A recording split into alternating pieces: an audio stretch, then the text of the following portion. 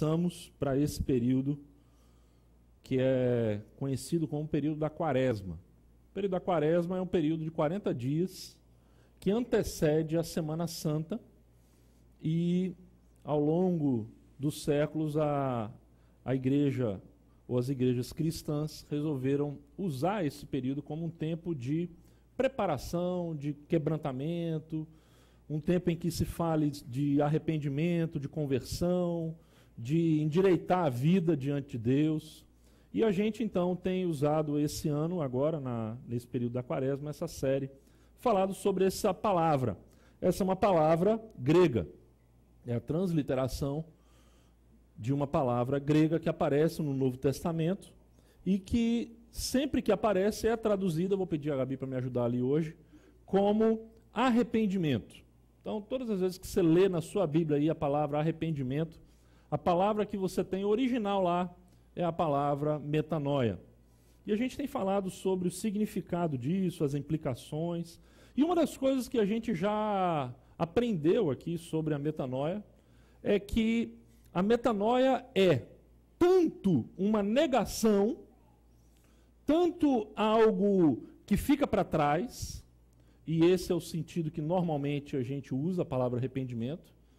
A gente se arrepende de algo que aconteceu, mas a palavra metanoia também tem não apenas o lado negativo, mas o lado afirmativo. Ela não apenas nega algo, mas ela fala de algo novo. A gente tem falado sobre uma nova consciência, sobre uma nova disposição do coração. Então a palavra metanoia não diz respeito só ao que passou, mas ao que vem pela frente, a mudança real. Nesse sentido, a gente pode, inclusive, pensar na palavra metanoia como uma conversão. É mais do que simplesmente aquele arrependimento, como aquela coisa que é parecida com remorso, que você fica remoendo lá por dentro. O problema é que, de uma forma geral, gente, nós associamos a conversão, a metanoia, esse arrependimento apenas com esse lado negativo. Quer ver como isso é verdade? Se eu fizer aqui uma pergunta para você, e for a seguinte pergunta: como é que você descreveria uma pessoa piedosa, um santo, um homem de Deus? Pode colocar ali para mim, Gabi, você vai vendo ali que já vai aparecendo ali. Pode colocar o próximo. Como é que você descreveria uma pessoa piedosa, um santo, um homem de Deus? Como é que você imagina na sua mente? Se você pensa assim, como é que eu imagino um santo de Deus? Um homem realmente de Deus, assim, uma pessoa consagrada a Deus, um devoto mesmo. Eu vou colocar duas imagens para você. A primeira é essa aqui, ó. Vamos lá, vamos dar uma olhadinha aqui. Está aqui um devoto, um monge que foi para o claustro, que fez lá os seus votos de sair do mundo, de viver a partir da castidade, da obediência e da pobreza. Uma pessoa que está ali longe daquilo que a gente chama de mundo. Isso é uma imagem. Uma segunda imagem que eu colocaria para você é essa aqui, ó. Vamos lá. Opa! Esse cara parece um cara normal. Concorda comigo? Um cara normal. Ele está ali tomando seu café, talvez ele está lendo as notícias do dia no seu laptop. E aí vamos voltar para a pergunta. Como é que você descreveria um homem piedoso, um santo, um homem de Deus, um homem que vive inteiramente para Deus? Será que você pensa, pode passar o próximo, nessa imagem ou naquela primeira imagem? No nosso imaginário, qual é a imagem que vem? É a primeira. No nosso imaginário é essa aqui. E por que a gente pensa nessa primeira imagem e não na segunda? Por que será que esse cara aqui não pode ser também um homem de Deus? Por que ele não pode ser também um homem dedicado, um homem devoto ao Senhor? Por que o primeiro apenas? Veja que aqui nós estamos diante, gente, de uma questão que nós vamos ter que encarar com muita honestidade. Muitas vezes a imagem que nós temos de Deus, de alguém que serve a Deus, que segue a Deus, e a imagem que o mundo tem dessa pessoa é simplesmente um monge. Porque a gente tem a ideia da metanoia apenas do aspecto negativo. A gente pensa de alguém que largou tudo e que não tem nada a ver com as coisas do mundo. O Philip Yancey, que é um escritor muito influente nos Estados Unidos, um escritor cristão, escreveu há muitos anos atrás um livro chamado Maravilhosa Graça. Nesse livro, ele cita uma humorista que escreveu, certa vez, sobre uma experiência que ela teve numa determinada igreja. Então, veja só o que ele diz aqui, eu acho muito interessante. Vamos colocar essa citação. Domingo passado, na igreja, eu prestava atenção a uma criança que se virava para trás e sorria para todos. Ela não estava fazendo nenhum barulho, nem estava cantarolando ou chutando, nem rasgando os inários, nem mexendo na bolsa da mãe, apenas sorrindo. Finalmente sua mãe olhou para ela com uma cara feia e num sussurro teatral que poderia ser ouvido em um pequeno teatro da Broadway, disse: "Pare de sorrir, você está na igreja." Em seguida, deu-lhe um tapa e quando lágrimas começaram a rolar pela face da criança, a mãe acrescentou: "Assim é melhor." E retornou às suas orações. Essa experiência é uma experiência interessante, porque ela mostra o que muitas vezes a gente tem no imaginário, na nossa consciência, que é estar na presença de Deus. Ou do que é estar na presença de Deus. Eu já fui pastor de uma igreja, e quando eu cheguei nessa igreja, eu me lembro que no seu salão de cultos tinha várias plaquinhas assim na igreja, escrito assim: "Silêncio, o Senhor está nesse lugar." E eu, na verdade, nunca entendi muito bem, assim, a relação de uma coisa. Quer dizer, se o Senhor está nesse lugar, tem que ter silêncio. Quer dizer, o Senhor não pode estar no lugar que tenha pessoas falando, só com silêncio? Ou então, será que, porque ela está num culto ou numa igreja, a criança não pode sorrir? Veja, a gente tem na nossa mente, muitas vezes, aquela ideia de que, se é para Deus, então não pode, tem que ser um ambiente solene, um ambiente reverente, um ambiente onde não há riso, onde não há conversa paralela, onde não há descontração, porque o Senhor está nesse lugar. Eu me lembro também de um livro que li do C.S. Lewis, e esse livrinho fininho, mas extremamente profundo, chamado Peso de Glória. O C.S. Lewis diz algo muito interessante nesse livro. Veja só o que ele vai dizer aqui. Eu coloquei um trechinho. Veja só como é interessante o raciocínio do C.S. Lewis aqui. Ele diz o seguinte: se você perguntasse a 20 homens íntegros dos nossos dias qual acreditam ser a maior das virtudes, 19 responderiam abnegação. Mas se perguntasse a qualquer um dos grandes cristãos do passado, ele diria amor. Você percebe o que aconteceu? O termo positivo, que é o amor, foi substituído por um negativo, abnegação. E ele continua: o ideal da abnegação traz consigo, basicamente, a noção não de procurar o benefício dos outros, mas de prescindirmos nós desse benefício, como se o importante fosse não a felicidade alheia, mas a nossa abstenção. Não me parece ser essa a virtude cristã do amor. E ele conclui o parágrafo dizendo o seguinte: o Novo Testamento tem muito a declarar sobre renúncia, mas não da renúncia como um fim em si mesmo. Ele diz-nos que devemos negar a nós mesmos e tomar a nossa cruz para poder seguir a Cristo. E quase todas as descrições da recompensa que se seguirá a essa renúncia contêm um apelo ao desejo natural de felicidade. O que o C.S. Lewis está falando? Não sei se deu para você captar bem a diferença entre o amor como virtude e a abnegação. A abnegação fala daquilo que você deixa. É uma palavra que fala do que você está negando, abnegação. O amor parece ser uma palavra mais positiva, que tem a ver com aquilo que você faz em prol do próximo, certo? Ou em direção a Deus. Um sentimento, uma atitude em direção ao próximo, em direção a Deus. Veja só, quando a gente enfatiza demais a questão da abnegação, o que vai acontecer? A gente começa a cair numa espiritualidade negativa, que entende que o importante não é o que a gente faz de positivo, mas é o que a gente deixa de fazer. Muitas vezes, não foram poucas, as pessoas às vezes chegando na igreja ou sem conhecer muito bem a igreja, e eles estão querendo saber como é que funciona, de repente a pessoa está querendo saber como é que é a nossa igreja, a pessoa chega e fala, na sua igreja pode isso? Na sua igreja pode aquilo? Na sua igreja pode aquilo outro? Porque muitas vezes o que está na cabeça das pessoas, gente, que o cristão é aquele cara que não pode fazer nada. É um cara alienado do mundo, da realidade, porque ele resolveu que ele vai seguir a Deus.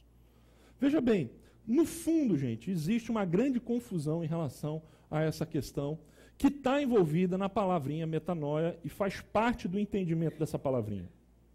Por isso, a gente vai hoje partir de duas verdades, para a gente refletir e participar da Santa Ceia juntos.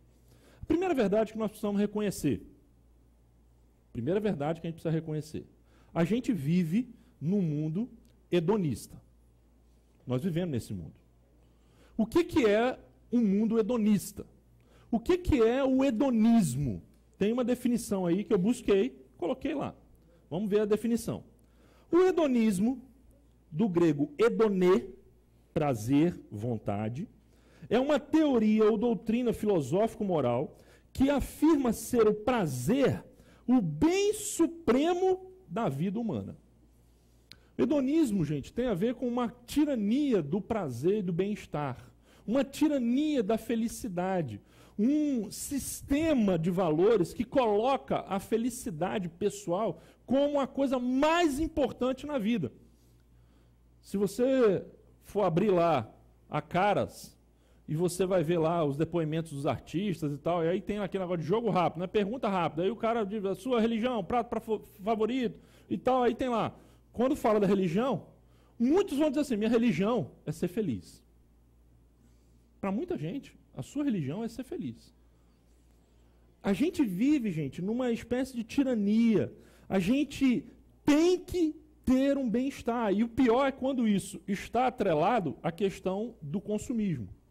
E aí o tempo todo na televisão você vai ver propagandas e comerciais que vão apresentar produtos para você. E o grande argumento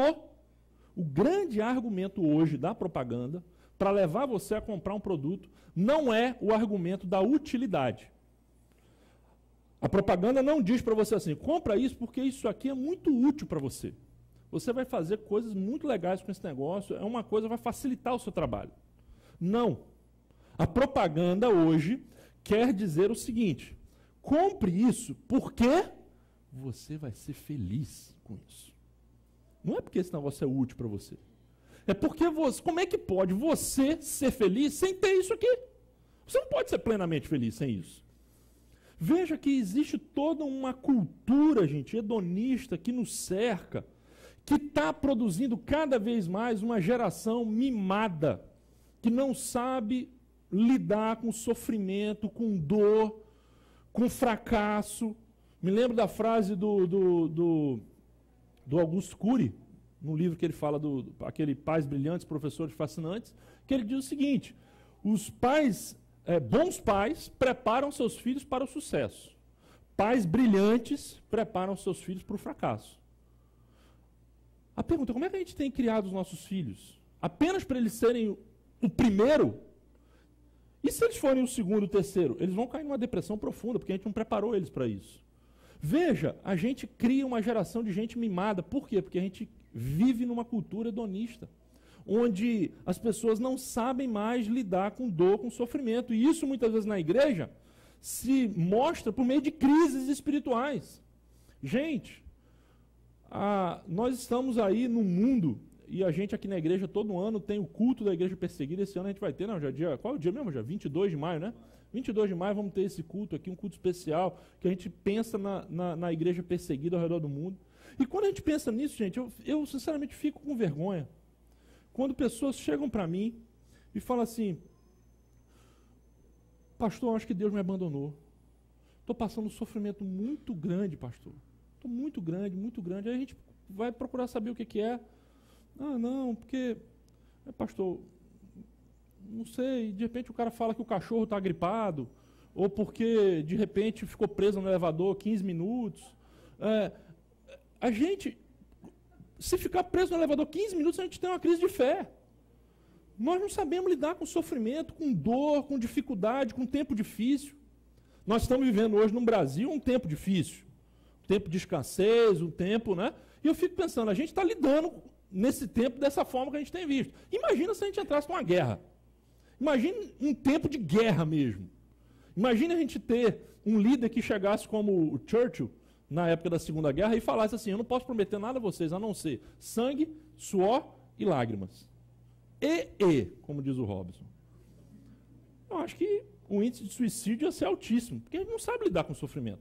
Porque a gente vive numa cultura hedonista, que não sabe lidar com a adversidade.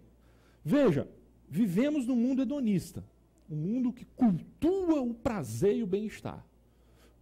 O problema é que a gente tem uma segunda verdade. Até aí é o mundo ao nosso redor. A questão é como a igreja tem reagido e respondido a esse mundo. O problema é que muitas vezes a igreja responde a esse mundo do jeito que a gente falou no início, com a filosofia do monge, com a filosofia do claustro, com a filosofia do ascetismo, gente. A resposta da igreja geralmente é o ascetismo. Você sabe o que é ascetismo? Ascetismo é uma palavrinha que vem e que tem uma origem muito nobre, que ela fala, na sua origem, na etimologia básica da palavra, o asceta tem a ver com a disciplina, com exercício. No entanto, gente, o ascetismo se tornou uma filosofia, uma moral, veja só o que diz a definição, uma moral filosófica baseada no desprezo do corpo e das sensações corporais e que tende a assegurar pelos sofrimentos físicos o triunfo do espírito sobre os instintos e as paixões. Então eu preciso passar pelo sofrimento. Veja que o ascetismo, ou melhor, o hedonismo, nega totalmente a possibilidade do sofrimento. E o ascetismo faz o contrário. Ele diz, não, é o sofrimento pelo sofrimento. Então, muitas vezes a igreja, para se distinguir do mundo, ela vai pregar uma doutrina ascetista, uma doutrina de completo isolamento. Ela sobe os muros e ela vai viver aqui o seu mundo, a sua espiritualidade paralela, totalmente alheia a tudo que acontece ali fora. É mais ou menos a espiritualidade do Maze Runner. Né? Se vocês já viram esse filme, né? Tem lá o primeiro, os caras é um grupo de meninos que eles vivem num lugar onde tem um muro, tem uma redoma ali, eles estão ali dentro. A vida deles é aquilo ali. Eles não sabem que existe um mundo lá fora. É aquilo ali. É o ascetista.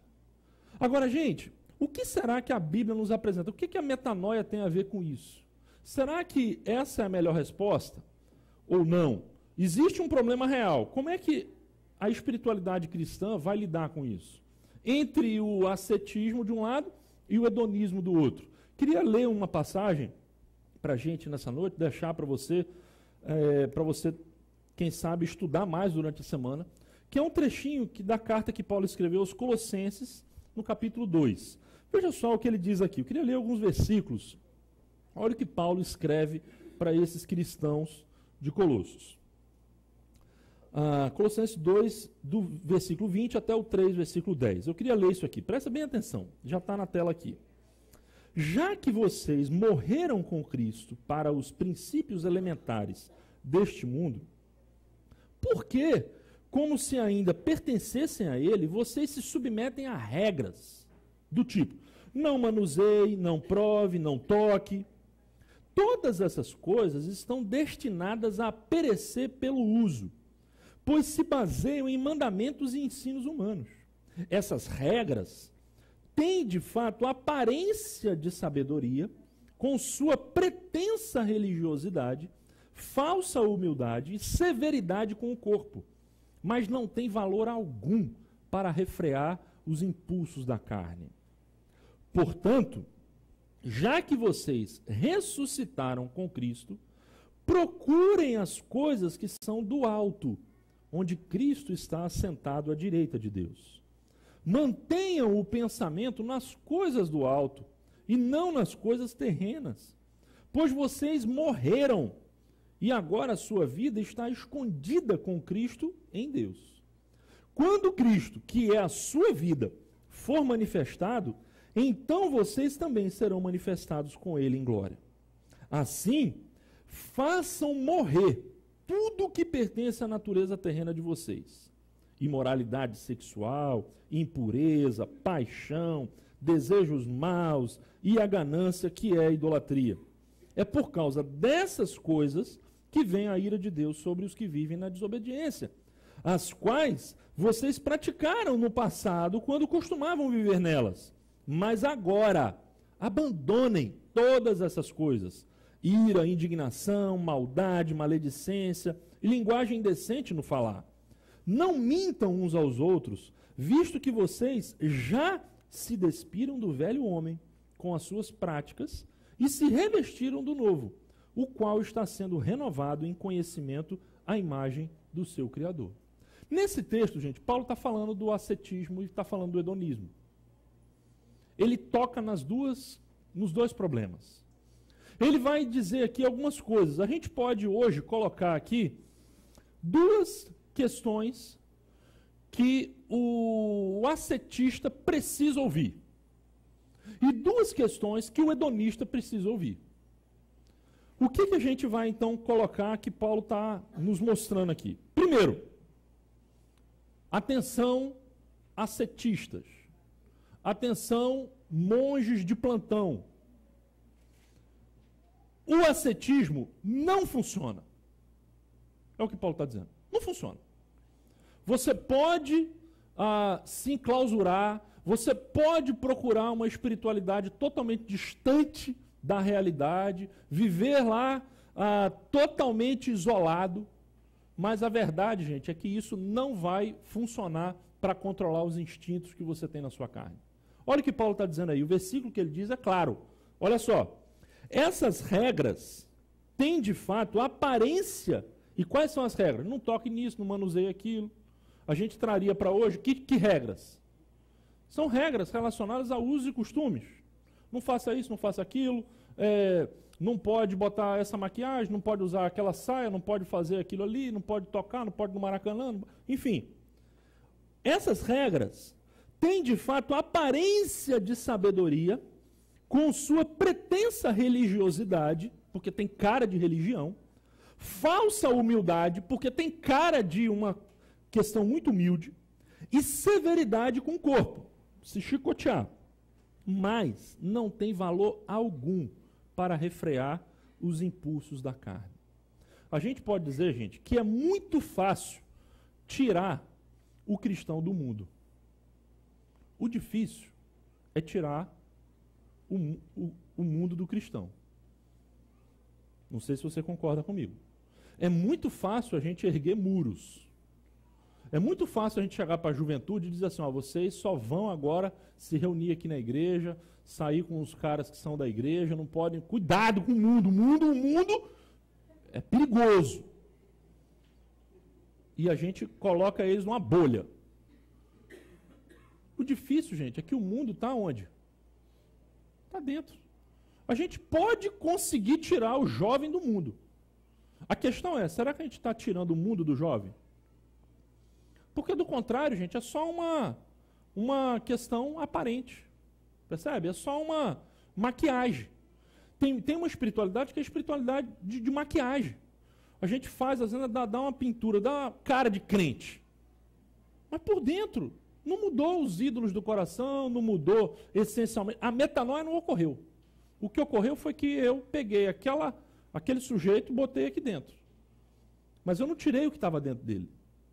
E aí, Paulo vai colocar muito claramente, gente, que se não houver uma mudança radical de dentro para fora, não adianta, simplesmente. Essas regrinhas, não faça isso, não faça aquilo, elas não têm poder algum. A verdade, se você estudar, e aqui eu quero deixar muito claro, porque eu tenho uma admiração muito grande por muitas coisas que vieram dos mosteiros. Os mosteiros tiveram uma importância crucial na história da igreja cristã, na espiritualidade. Mas a verdade é que em muitos mosteiros, os índices de perversão e de coisas inimaginavelmente imorais eram os índices mais altos possíveis. Você não imagina, isso está na história da igreja, na história dos mosteiros. Muitos mosteiros eram lugares profundamente promíscuos. Porque não adianta simplesmente você tirar o sujeito do mundo e colocar ele num claustro, se o mundo está dentro dele. Então, o que o Paulo está dizendo aqui é exatamente isso. Essas regras do ascetismo não têm valor algum para refrear verdadeiramente os impulsos da carne. Então, olha o que o Augustus Nicodemos, que é um pastor conhecido nosso da igreja presbiteriana, disse. Eu achei muito bacana essa citação dele. Ele fala assim: ser santo não é guardar uma série de regras e normas concernentes ao vestuário, tamanho do cabelo, não é ser contra o piercing, tatuagem, filmes da Disney, a Bíblia da linguagem de hoje, não é só ouvir música evangélica, nunca ir à praia ou ao campo de futebol e nunca tomar um copo de vinho ou uma cerveja. Não é viver jejuando e orando, isolado dos outros, andar de paletó e gravata. E ele conclui dizendo: duvido que estas coisas funcionem. Elas não mortificam a inveja, a cobiça, a ganância, os pensamentos impuros, a raiva, a incredulidade, o temor dos homens, a preguiça, a mentira. Nenhuma dessas abstinências e regras conseguem, de fato, crucificar o velho homem com seus feitos.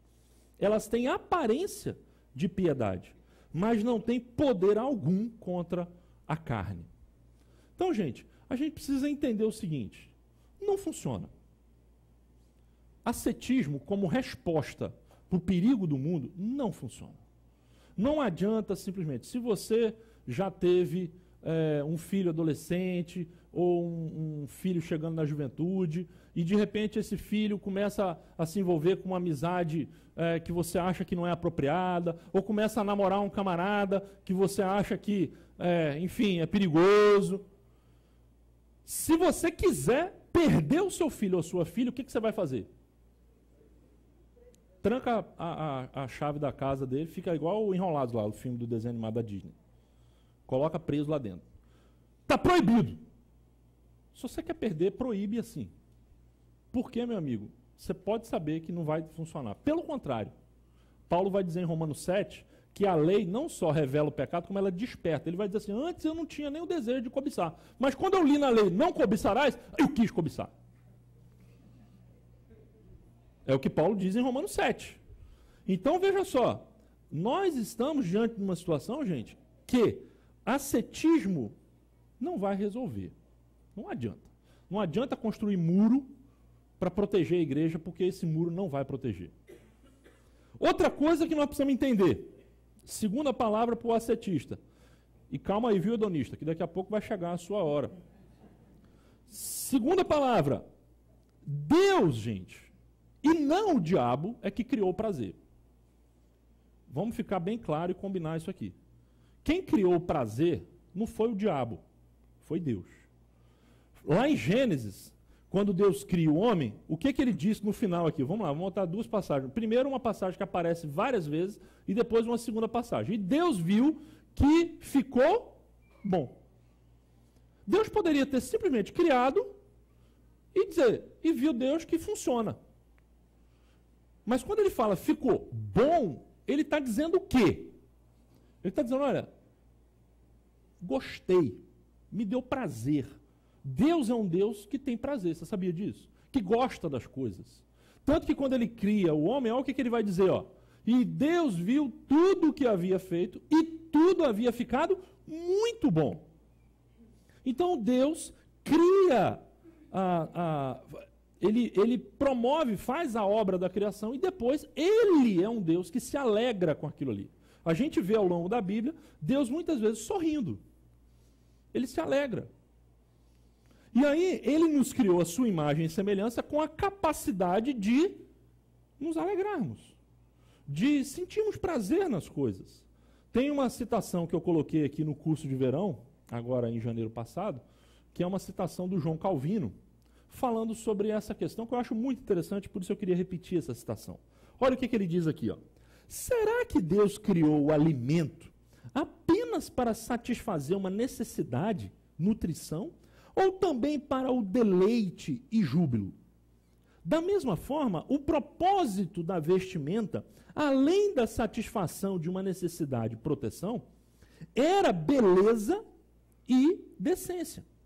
Nos gramados, nas árvores e nos frutos, independente de suas várias serventias, também há beleza na aparência e delícia na fragrância. Resumindo, ele não nos concedeu tantas coisas que, além de úteis e necessárias, são também atraentes. O que o Calvino está dizendo? É que Deus, gente, criou a beleza. Ele poderia ter criado tudo uniforme. Mas ele criou, por exemplo, aqui, a uva roxa e a uva verde.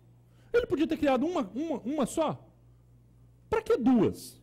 Você já percebeu a variedade da criação de Deus? Tanto no mundo animal, como vegetal, como nas rochas, nas paisagens. Gente, o nosso mundo é um mundo... Veja, o cheiro. Deus podia ter criado um cheiro só, mas ele criou vários. Você já teve a experiência de cheirar algo que você... Poxa, que coisa legal. Você já teve a oportunidade de ver um pôr do sol? É uma coisa que te dá prazer, porque fala de beleza. O nosso Deus, ele criou as coisas e criou o ser humano com a capacidade de perceber a beleza, de sentir a beleza, de poder ter aquela sensação que a gente tem, de poder... Nossa, isso me completa, me preenche.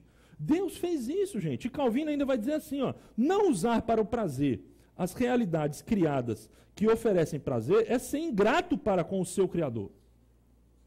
Veja só, quando você vai no restaurante e você pede lá aquela picanha maturada, que chega aquele troço assim, aquilo ali tem um aspecto de nutriente, certo?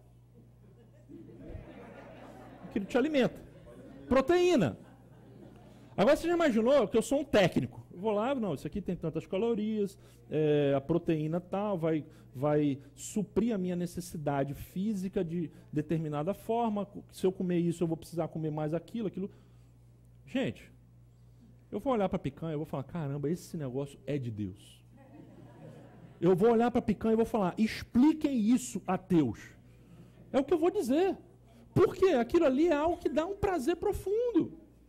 Então, você vai perceber que na criação, Deus nos fez com a capacidade de sentir prazer. Então, gente, não foi o diabo que criou o prazer. Não é como o ascetista muitas vezes pensa, que tudo que dá prazer ou é pecado ou engorda. Não! O prazer, ele faz parte da criação de Deus. Ele faz parte da bondade de Deus e do amor, do caráter de Deus. Então veja só, duas verdades que o ascetista precisa ouvir. A primeira é que o ascetismo não funciona para refrear os instintos da carne. E segundo, gente, é que nem todo prazer é pecaminoso. Ou seja, que na verdade, o prazer foi criado não pelo diabo, mas por Deus. Só que isso não é toda a verdade. Isso é verdade. Mas o que Paulo vai nos dizer aqui é nos lançar numa questão mais profunda. Agora, hedonistas, escutem bem, porque tem mais duas verdades aqui. A primeira, na verdade, a terceira na sequência. O pecado desordenou e corrompeu os bons prazeres criados por Deus. O pecado, gente, entrou na experiência humana como uma experiência de prazer. Você sabia disso? Foi exatamente no prazer que o diabo pegou. Porque lá em Gênesis, olha só o texto de Gênesis que diz, no capítulo 3, versículo 6, estava lá a mulher. Quando a mulher viu que a árvore parecia, olha as palavras que vai usar em Gênesis, agradável ao paladar, era atraente aos olhos, e além disso era o quê? Desejável para dela se obter discernimento, tomou do seu fruto, comeu e o deu a seu marido, que comeu também. Deixa eu explicar uma coisa para vocês. Eu odeio jaca. Eu não aguento nem ver o cheiro. Quando vê o cheiro da jaca, aqui já começa a me dar enjoo. Você pode gostar, tem muita gente que gosta de jaca aqui, beleza. Eu só estou falando assim, para mim, se eu for na sua casa, por favor, tire a jaca que tiver em casa, porque eu não vou aguentar nem o cheiro. Eu tenho uma náusea de ver cheiro de jaca. Pois bem, você acha que se eu estivesse no Jardim do Éden, a serpente ia mostrar para mim uma jaca? Qual era o risco de eu pecar, da humanidade inteira cair em pecado, se dependesse de eu comer ou não a jaca? Zero. Risco zero. Ou o quê? Se fosse um pedaço de picanha, a humanidade ia cair. Certo? Aí, meu amigo, a humanidade ia sofrer. Veja só. O que eu estou querendo dizer? É que o fato da serpente apresentar esse fruto agradável, atraente e desejável é que fez a mulher e o homem quererem comer dele. Porque, gente, se o pecado fosse ruim, ninguém pecava. Certo? Se pecado fosse como tomar uma injeção de bezetacil, ninguém pecava nesse mundo. O pecado existe por quê? Porque o pecado é uma experiência momentânea extremamente prazerosa. É por isso que o pecado faz o estrago que faz. Então, o que eu estou querendo dizer é que, com isso, a gente vai entender, gente, que o diabo atacou exatamente nessa questão. Ele pegou a boa capacidade que Deus nos deu de sentir o prazer e atacou nisso. E aí, o que ele fez? Ele desordenou a coisa. E daí, o resultado é que hoje, nem tudo que dá prazer, é o que está aí a próxima frase, nem tudo que dá prazer é bom. A gente pode dizer, nem tudo que dá prazer é ruim, é verdade, mas também precisamos dizer, nem tudo que dá prazer é bom, como, por exemplo, comer a gordurinha da picanha. Certo? Eu não gosto da gordurinha, eu gosto da carne, mas assim, quem gosta da gordurinha é maravilhoso, mas come já sabendo que está fazendo mal, correto? Nem tudo que dá prazer é bom ou faz bem. Então, o que o hedonista precisa entender? O que é um prazer desordenado? É quando a gente desconecta prazer da virtude. Existe o prazer e existe a virtude. O prazer tem a ver com a sensação, com aquela sensação gostosa que você tem. A virtude, gente, tem a ver com certo e errado. Nem sempre o que dá prazer está conectado com a virtude. Deveria estar. Deveria estar. O que Deus fez é criar junto virtude e prazer. O que o diabo fez? Separou a virtude do prazer. E aí, gente, quando está separado, é um problema. Veja o que Paulo vai dizer no texto de Colossenses em relação a essa questão. Ele vai dizer, assim, daqui a pouco eu vou falar sobre isso assim, mas assim, façam morrer tudo o que pertence à natureza terrena de vocês. Será que ele está dizendo assim, vocês adotem a doutrina budista? Você sabe qual é a doutrina budista? A doutrina budista é a seguinte, ela entende que o problema está no desejo. Então, o que você precisa fazer? Eliminar o desejo. Então, você vai eliminar todos os desejos. Você vai eliminar o desejo. Você tem que viver acima do desejo. Não, ele não está dizendo que a gente precisa eliminar o desejo.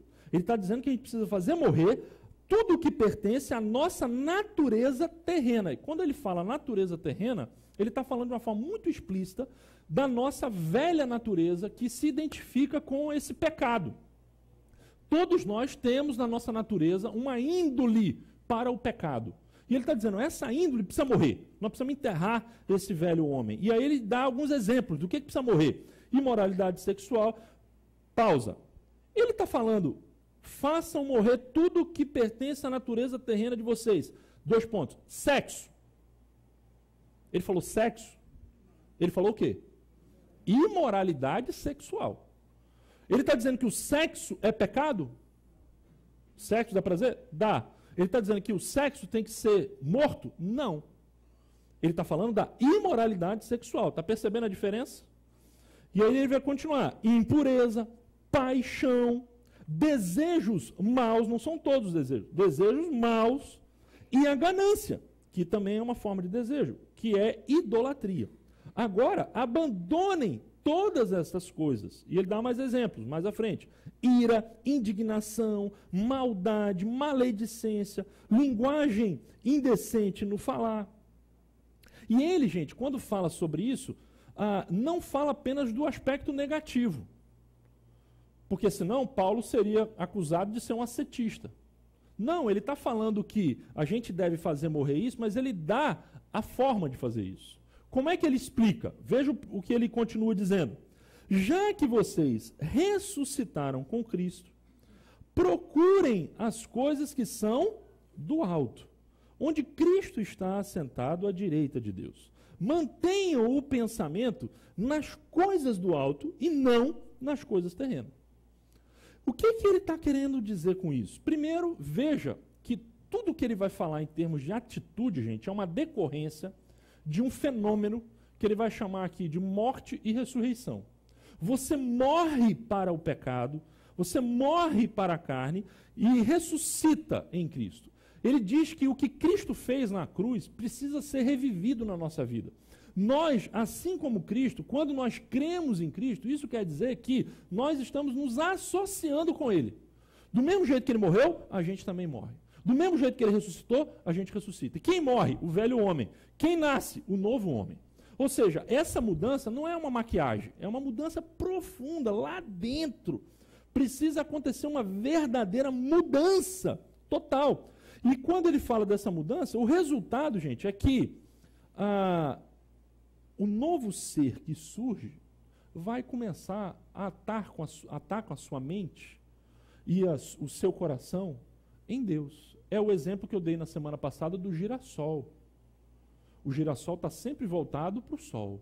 O crente está sempre voltado para Deus. Ele sempre, em qualquer circunstância. O que seria manter o pensamento nas coisas do alto? Será que manter os pensamentos, gente, nas coisas do alto, seria a gente ficar o tempo inteiro aqui, você vai dormir, aí você está com aquele pensamento, mantendo as coisas do alto.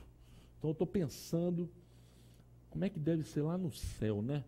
Os anjos cantando, o coral, qual hino que eles vão cantar, e como é que vai ser. E você pensando só na vida no céu. Será que é isso que ele está falando? Manter o pensamento nas coisas do alto?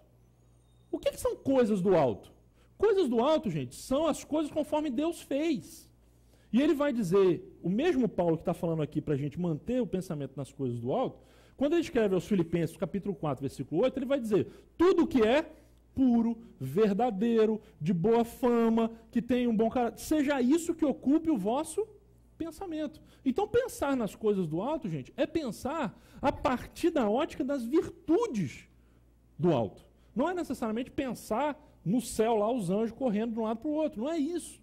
Então, veja só, pensar nas coisas do alto é o que acontece naturalmente com aquele que já entregou o seu coração a Cristo. Ele mudou a sua natureza. Não adianta forçar, não adianta prender dentro. Não. Se houve uma mudança interior do coração, você já teve aquela experiência de, tipo assim, coisas que você antes valorizava, dava um maior valor, né, corria atrás, investia. De repente, elas começam a perder valor para você. De repente, você olha, poxa, caramba, eu já corria atrás desse negócio, ficava me preocupando. Hoje em dia, não estou nem aí. Acontece isso com a gente. De vez em quando a gente começa a pensar, a fazer uma autoanálise, a gente começa a ver que coisas que nos davam prazer começam a não dar mais prazer. E coisas que a gente considerava como extremamente negativas começam a fazer sentido e a gente começa a correr atrás dessas coisas. O que é isso? É uma mudança de dentro para fora. É uma completa transformação. Então, veja só, o pecado desordenou e corrompeu os bons prazeres criados por Deus. E só então um novo nascimento é capaz de mudar esses prazeres de novo. Reordenar esses prazeres. E aí, a gente pode então dizer uma última frase para o hedonista, que diz o seguinte: nenhum prazer na criação poderá substituir o prazer no Criador. A essência dessa desordem é exatamente essa. Não só que separou a virtude do prazer, mas que separou, colocou mais ênfase na criação do que no Criador. Na Bíblia, gente, os Salmos falam muito sobre isso. Colocando só alguns rapidamente, porque o nosso tempo já acabou aqui, queria colocar 3 versículos para vocês dos Salmos. Veja como isso está presente nos Salmos. Pode colocar. Pode passar, vou passar isso aqui depois. Na tua presença há plenitude de alegria, eterno prazer à tua direita. O que é isso? É o prazer do salmista em estar na presença de Deus. É aquela sensação, gente, de você de repente estar no meio de uma situação complicada no trabalho e rola uma briga, e rola uma situação difícil e estresse, cobrança e tal, e você começa a ficar cheio daquilo, e aí você precisa dar uma pausa. Aí você foge lá para o banheiro da empresa. Entra no banheiro, se tranca lá, você vai fechar o olho, de repente você lê um salmo, você faz uma oração, você fala, eu precisava entrar na presença do meu Deus aqui, um tempo. Eu não sei se você já teve essa experiência, de repente você se sentir sedento, precisando entrar na presença de Deus, de alguma maneira, para poder sentir esse prazer, essa alegria. Uma outra passagem, o Salmo de número 9. Em ti quero alegrar-me e exultar. Em ti, ou seja, em Deus. E veja esse que é o mais explícito, Salmo 37, o que ele vai dizer? Como é precioso o teu amor, ó Deus. Os homens encontram refúgio à sombra de tuas asas. Eles se banqueteiam na fartura da tua casa. Tu lhes dás de beber do teu rio de delícias. Pois em ti está a fonte da vida. Graças à tua luz, vemos a luz. Veja essa expressão. Tu lhes dás de beber do teu rio de delícias. Ou seja, Deus, gente, tem algo que é não apenas útil e bom para a gente, mas é prazeroso. É o contrário do que muitas vezes a gente pensa, que ler a Bíblia é aquela coisa, vou ler por obrigação. Né? Antes de dormir, você fica igual um zumbi lá. Vamos ver qual é o de hoje. E você vai ler. Não, gente. A leitura da palavra de Deus, ela deve trazer ao nosso coração alento. É um bálsamo que Deus dá para a gente. Veja o que o escritor de Eclesiastes disse. Vamos dar uma olhadinha aqui nesse último versículo. Pode passar aí o próximo. Nada há melhor para o homem do que comer, beber e fazer com que a sua alma goze o bem do seu trabalho. Se o versículo parasse aí, a gente ia dizer, esse cara é hedonista. Só que olha o que ele vai dizer. No entanto, vi também que isto, ou seja, essa capacidade de ter prazer, de comer, beber, fazer com que a alma goze o bem do trabalho, vem da mão de Deus. Pois, separado de Deus, quem pode comer ou quem pode alegrar-se? O que ele está dizendo é o seguinte, olha, as coisas, a criação que nós temos no mundo, nos dá prazer. Sim, dá. Mas não há comparação entre você usufruir das coisas do mundo na presença de Deus. Chama Ele para o seu prazer. Chama Ele para aquilo que você gosta. Um bom indício para você avaliar se a sua vida está realmente na presença de Deus é: eu poderia chamar Jesus para estar comigo aqui fazendo isso que eu estou fazendo? Eu poderia trabalhar do jeito que eu estou trabalhando, assinando do jeito que eu estou assinando, enfim, fazendo as coisas como eu estou fazendo no meu trabalho, com Jesus aqui do meu lado. Eu poderia trazer Deus para o meu trabalho. Ou eu poderia trazer Deus para o meu casamento, para a maneira com que eu lido com a minha esposa, ou com meus filhos, ou com o meu marido. Eu poderia trazer Jesus para aqui, para ele curtir comigo esse filme que eu estou vendo. Enfim, é algo que a gente pensa, as coisas que nos dão prazer, a gente precisa sempre colocar na presença de Deus. E perguntar, Deus poderia estar aqui curtindo comigo isso aqui? Já pensou eu aqui, Deus do meu lado, batendo um papo com ele, né? Pô, Deus, isso é legal, hein? Pô, filmão, maneiro. A gente pode pensar nisso. O que ele está dizendo aqui é isso. Separado deste, quem pode comer ou quem pode alegrar-se? Uma alegria longe da presença de Deus não faz sentido. Sabe o que é isso, gente? É mais ou menos o seguinte. Imagine você fazer aquela viagem que você planejou durante muito tempo. E aí, de repente, você faz a viagem. Alguns aqui, talvez, já tiveram que viajar a trabalho, até para o exterior e tal. Imagina você fazer uma viagem sozinho, a trabalho, para o exterior, para um lugar super bacana. E aí você chega lá e você fica pensando assim, poxa vida, isso é muito legal, extraordinário, mas se eu tivesse aqui com a minha parceira, se eu tivesse com o meu parceiro, se eu tivesse com meu filho, com minhas crianças tinham que ver esse negócio aqui. Ou então, eu tinha que estar com a minha mãe aqui, com meu pai. Caramba, meu pai ia vibrar com esse negócio aqui. O que é isso, gente? É que o prazer, ele precisa ser compartilhado. O prazer sozinho, ele é uma evidência clara do hedonismo absoluto. Quando a gente começa a pensar no prazer, a gente começa a pensar, a gente precisa ter alguém do nosso lado para curtir com a gente. Do que adianta curtir simplesmente sozinho, sem ter com quem compartilhar?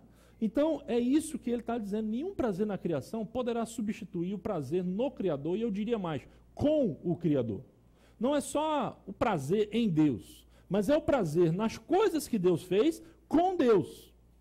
A gente pode fechar e concluir, então, com essas duas frases. Vamos colocar aqui, então, a gente termina.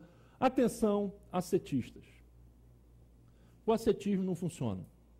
E, em segundo lugar, Deus, e não o diabo, criou o prazer. Isso, gente, já deveria ser suficiente para a gente pensar que a gente precisa redimensionar a nossa estratégia de lidar com o mundo, com aquilo que é o pecado. Segundo lugar, como que a gente vai lidar com isso? Aí, então, atenção, hedonistas, que muitas vezes acabam incorporando o padrão do mundo na sua própria vida. Duas coisas. O pecado desordenou e corrompeu os bons prazeres criados por Deus. Sempre desconfie do prazer. Será que esse prazer está vindo simplesmente de algo carnal? Ou será que isso aqui faz parte da boa criação de Deus? E em segundo lugar, nenhum prazer na criação poderá substituir o prazer no Criador e o prazer com o Criador. E, enfim, o que ele coloca aqui, gente, pode colocar para a gente concluir, essa metanoia que tem a ver com arrependimento, que a gente falou que fala de uma velha vida, uma nova vida, a expressão que Paulo usa em Colossenses, ele usa, primeiro, o contraste entre morte e ressurreição, e depois ele usa o contraste entre despir uma roupa e vestir uma nova roupa. O que ele está dizendo é isso. Ele está falando assim, vocês morreram com Cristo. Então aquele cara que desejava aquelas coisas, morreu. O que nasceu agora é um novo. É diferente, é nova criatura. Faz parte de uma nova realidade. Então é uma mudança de morte e ressurreição. Ele não fala, gente, sabe o quê? De pegar um defunto e fazer o que a gente faz para enterrar uma pessoa. O que a gente faz quando a gente vai enterrar uma pessoa? Veste lá um paletó legal, faz uma maquiagemzinha, coloca todo arrumadinho, bota uma perfumada, né, flor em cima para não feder, e a gente vai enterrar. Enterrou bonitão, cheirosinho, legal, né? Estou pensando até em deixar já dizendo qual a roupa que eu quero, que eu me enterro. Dona Márcia, pode escolher para mim, por favor, a roupa, né? A senhora é que muitas vezes escolhe aí meu figurino. Então a senhora, enfim, parece um papo mórbido, mas o que é isso? É pensar, gente, um camarada está morto. O que adianta você botar maquiagem, botar roupa? Tanto para ele, eu garanto que tanto faz, se ele está pelado ou está com roupa. se está com flor, se está sem flor. Ele não está, está morto. E muitas vezes o que a gente quer, gente, é o quê? Fazer maquiagem de defunto. Dá uma guaribada ali no defunto, né? Não, uma aparência de religiosidade e tal. Bota uma coisinha aqui para parecer que ele está bem contrito. Não. O que Paulo fala, gente, do poder do Evangelho é o poder que mata e ressurge, ressuscita. É uma outra ilustração que ele fala de despir-se do velho homem e revestir-se do novo homem.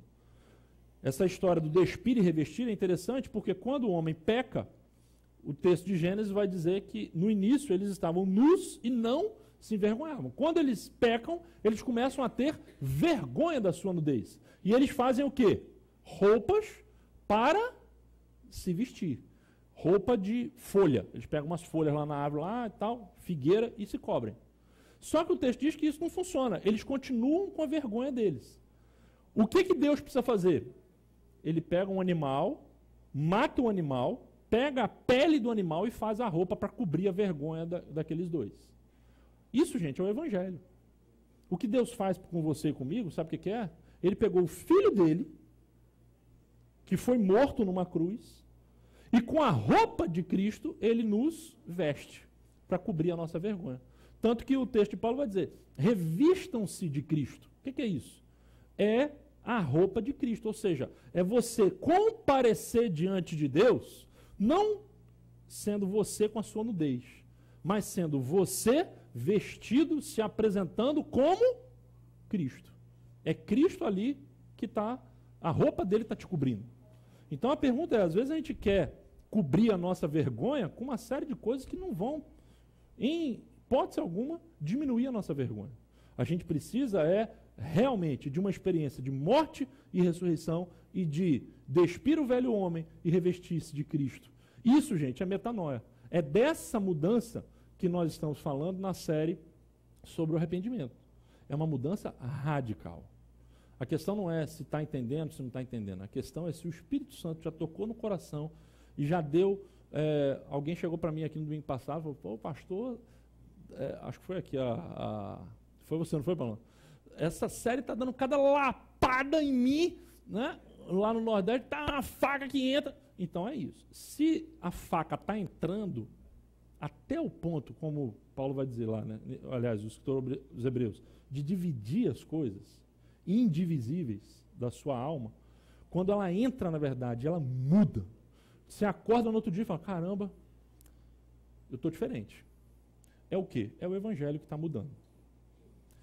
Nós vamos dar uma pausa, vamos fazer uma oração, e aí a gente vai participar da ceia, porque o que nós temos aqui, gente, é exatamente a representação do Evangelho. O que nós temos aqui é o alimento que Deus nos proporciona. Eu queria, antes da gente comer do pão e beber do cálice, apenas ler para vocês um versículo. Hebreus, capítulo 12. Hebreus, capítulo 12, versículo 2. Quando ele fala de ter os olhos fitos em Jesus, autor e consumador da nossa fé. E fala sobre Jesus. Ele, pela alegria que lhe fora proposta, suportou a cruz, desprezando a vergonha, e assentou-se à direita do trono de Deus. O que esse texto está dizendo, gente? É que Jesus sabia que a cruz ia ser extremamente dolorosa, ia ser uma humilhação, ia ser uma vergonha passar pela cruz. Os prisioneiros eram crucificados nus. Agora você imagina o Filho de Deus nu, diante daquele povo. A vergonha, a dor, a rejeição, a humilhação, tudo isso presente ali naquele momento. O texto diz, de Hebreus, que Jesus suportou isso, essa adversidade, essa dor, em troca da alegria que lhe havia sido prometida. Ou seja, ele tinha os olhos dele não na dor do momento, mas ele sabia que o resultado daquilo ia lhe dar muita alegria. E muitas vezes, gente, para a gente entender esse tema do hedonismo e do ascetismo, a gente tem que entender essa questão. Em prol da alegria que nos está proposta, em prol da alegria de vencer uma tentação, em prol da alegria de crescer na fé, muitas vezes a gente vai ter que se submeter a determinadas restrições, a determinadas disciplinas. Não trata-se simplesmente de um ascetismo. Trata-se, sim, de disciplina espiritual. Trata da gente pensar que numa sociedade hedonista, a gente precisa romper com esse ciclo da felicidade a qualquer custo. Que muitas vezes a gente vai passar pelos vales, e Jesus passou por eles, mas ele foi até o fim. O que nós temos aqui, gente, nessa mesa, é o exemplo de alguém que foi perseverante. Se ele não perseverasse naquela missão que lhe havia sido confiada, nós não teríamos aqui essa mesa hoje. Ou seja, essa mesa custou muito caro. Quando ele parte o pão e ele distribui com os seus discípulos, dizendo: isto é o meu corpo, isso é um custo altíssimo. Ou seja, o pão que os discípulos comem, gente, custou o corpo de Cristo ser o quê? Partido. Você já imaginou que esse pão que você vai comer custou o sacrifício de Cristo? E ele fez isso com alegria. Ele fez isso sem reclamação. Ele fez isso para que você hoje pudesse ter um relacionamento com Deus. Esse é o Evangelho. Ele toma o seu lugar. Ele assume a sua culpa. E aí, quando ele distribui esse cálice para os seus discípulos, ele diz: isso é o meu sangue. Para que você bebesse esse cálice aqui hoje, ele teve que derramar o dele. Costuma-se dizer, não tem jantar de graça. E essa mesa, embora seja oferecida de graça para você e para mim, ela não foi de graça. Ela custou muito. É por isso que a gente tem que valorizar demais aquilo que nós estamos aqui comendo, aquilo que nós estamos bebendo. Nós temos aqui a representação, não é o corpo, mas é a representação do corpo de Cristo e do sangue de Cristo que foi derramado e foi partido por nós. Vamos fazer uma oração para a gente concluir? E o desafio é que você, nesse momento, avalie, como Paulo diz, examine-se o homem a si mesmo, avalie a sua própria vida. Até que ponto essa metanoia já aconteceu efetivamente na sua vida? Pode ser que ela esteja acontecendo, maravilha. Você esteja passando por uma transformação. Mas é evidente que o sentido e o significado que nós temos aqui é algo que somente aqueles que verdadeiramente já passaram por essa mudança da morte para a vida, que já se despiram do velho homem e vestiram do novo, conseguem entender plenamente. Esse pão tem um sabor especial para aqueles que já experimentaram verdadeiramente a graça do Evangelho. Vamos orar, vamos agradecer. Quem sabe hoje você pode tomar uma decisão de efetivamente sair do controle da sua vida, parar de tentar se justificar diante de Deus e aceitar o que Jesus fez por você. Talvez seja a noite de salvação para você. Vamos orar?